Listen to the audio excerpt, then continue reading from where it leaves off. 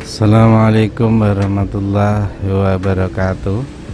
Apa kabar rekan-rekan semua? Semoga dalam keadaan bahagia dan sehat selalu. Oke, dalam kesempatan ini kita akan berbagi cara mengganti LCD Samsung M12 ya. Sekaligus kita pergunakan sebagai dokumentasi proses pengerjaan penggantian LCD ya. Untuk buka tutup belakangnya tidak perlu susah-susah ya. Yang perlu diwaspadai adalah jalur fleksibel fingerprint dan tombol on off ada di sana ya. Sedangkan persamaan LCD yang kita pakai ini adalah LCD A02 A22 itu sama ya. Untuk A12 bentuknya sama, tapi setelah saya tes tidak tampil ya. Jadi yang tampil itu A02 dan A22. Itu persamaan part LCD yang saya pakai buat penggantian HP ini ya. Oke, seperti apa prosesnya? Mari kita simak sebagai berikut. Dan ini buka LCD-nya sudah tanpa lem ya, lemnya sudah mati. Jadi gampang sekali ya. Sebagaimana biasa, yang perlu kita lakukan membersihkan di bagian siku-siku pinggir tempat duduknya LCD ya, agar presisi. Maka di bagian ini harus kita buat serapi dan sebersih mungkin ya. Ya, sudah masuk ke menu ya. Semuanya harus merata bersihnya agar dia duduk dengan manis ya. Dengan adanya kondisi duduknya yang begitu mantap dan seimbang, maka akan diharapkan akan awet pada saat dipakai seperti itu. Seperti biasa, untuk lemnya cukup sedikit-sedikit saja, jangan terlalu banyak-banyak, tapi keliling memutar ya.